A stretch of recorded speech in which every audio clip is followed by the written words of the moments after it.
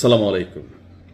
দিল্লি না ঢাকা, এটা একটা ন্যারেটিভ ছিল, কিন্তু এই ন্যারেটিভের যারা উদ্যোক্তা জামাত ইসলাম বা অন্যান্য যেই এনসিপি আছে, তো দিন শেষে ভারতের সাথে ভালো সম্পর্ক জামাতও যেমন চায়, বিএনপিও তেমন চাইছে, আর আওয়ামী লীগ তো করছে। যেহেতু ভারত আমাদের একটা শক্তিশালী প্রতিবেশী রাষ্ট্র, আপনি ভারতের বিরুদ্ধে অবস্থান নিয়ে যুদ্ধ করবেন, এই বংশং বকরচক্কর কথাবার্তা আমরা যারা বলি, এগুলো হচ্ছে দালালিমূলক ধান্দাবাজি কথা ছাড়া আমার কাছে আর কিছুই মনে হয় যে পাবলিককে একটু উস্কাইয়া ধরেন একটা অ্যাডভান্টেজ নেওয়া। কারণ ভারতের বিরুদ্ধে যুদ্ধ করলে বাংলাদেশ 5 মিনিট টিকবে না, আমি জানি না, হয়তো 5 দিন টিকতে পারে, আর বেশি না, যদি এককভাবে লড়াই হয়, এটা বুঝতে হবে। এখন গেল 18 মাস আওয়ামী লীগ সরকার পতনের পর ভারতের সাথে বাংলাদেশের সম্পর্ক খুবই খারাপ ছিল। এই খারাপটায় রাজনৈতিকভাবে তাদের কোনো সমস্যা ছিল না, কারণ যারা ভারত জানা তারা সিঙ্গাপুর চলে যাবে, টাকা আছে, ধান্দার টাকা। কিন্তু যারা চিকিৎসা সহ বিভিন্ন ইস্যুতে ব্যবসা বাণিজ্য লেনদেন, ট্যুরিজম, ট্যুরিস্ট, অথবা ধরেন যারা বিদেশে গমনে ইচ্ছুক, বিভিন্ন দেশের অ্যাম্বাসিগুলা আমরা ভারতে গিয়া আপনার মানে সেখানে অ্যাম্বাসি ফেস করতে হয়। তো এরকম অনেক ইস্যুতে ভারতের উপর আমরা নির্ভরশীল ছিলাম, আর সীমান্ত নিরাপত্তা আরও বিভিন্ন বিষয় তো আছেই।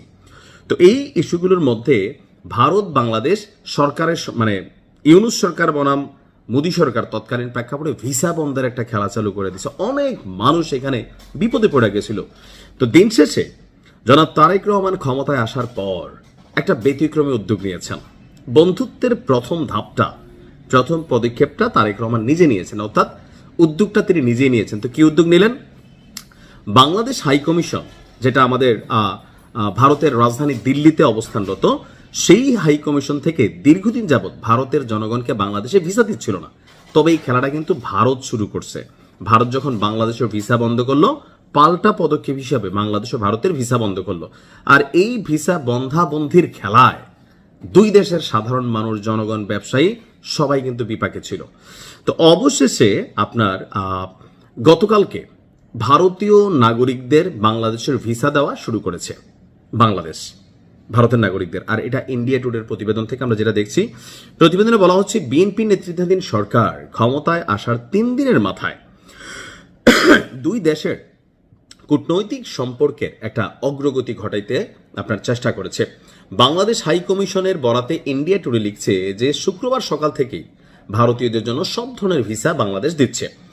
আর বৃহস্পতিবার ভারতের তরফে জানানো হয় তারা শীঘ্রই বাংলাদেশিদের জন্য সব ধরনের ভিসা কার্যক্রম চালু করবে।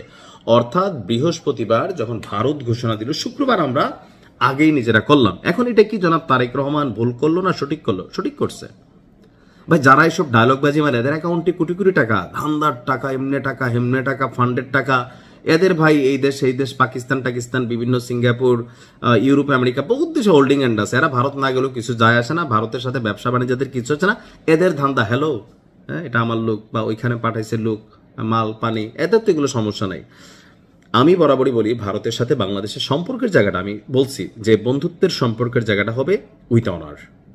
আপনি আমার বড় উপকার করছেন, তার মানে এই না যে আপনি আমার কথায় কথা বার দিবেন, ডিসঅ্যাডভান্টেজ নেবেন, সীমান্তে আমার মানুষ মারবেন, এগুলা করবেন, আমরা মাইনা নিব। Never never. আমার যেটা ন্যায্য হিস্সা আমাকে দিতে হবে। বন্ধুত্বের জায়গাটা হবে সম্মানের সাথে, গোলামির দৃষ্টিতে না। যদি গোলামির দৃষ্টিতে হয় তখন এটা নিয়ে আমরা অবশ্যই প্রতিবাদ করব। এখন এটা প্রতিবেশী দিলে আপনি বদলাইতে পারবেন না। ভারতের উপর বাংলাদেশ অনেক ক্ষেত্রে ডিপেন্ডেবল। যে বিদ্যুৎ আদানি যদি বন্ধ করে দেয়, পুরো বাংলাদেশ কান হয়ে থাকবে অর্ধেক দিন। আমরা বুঝতেও হবে এগুলা আবেগী কথাবার্তা না। তো যাই হোক, আমার কাছে মনে হয় জনাব তারেক রহমান তিনি যেই উদ্যোগ নিয়েছেন, এই উদ্যোগটা বাংলাদেশের পক্ষ থেকে পজিটিভ, খারাপ না। আমরা যেহেতু ভারত বৃহস্পতিবার বলছে যে তারা ভিসা শুরু করবে, তো জনাব তারেক রহমান শুক্রবার তিনি শুরু করছেন, বন্ধুত্বের জায়গা থেকে হাতটা আগ বাড়াইছেন। এখন দেখা যাক ভারত আসলে কবে থেকে বাংলাদেশিদের ভিসা দেওয়াটা সহজ করে। সময় বলে দিবে। পররাষ্ট্রনীতি হবে দেশের জন্য, পররাষ্ট্রনীতি হবে রাষ্ট্রের জন্য, মানুষের কল্যাণের জন্য। ভালো থাকুন। আসসালামু আলাইকুম।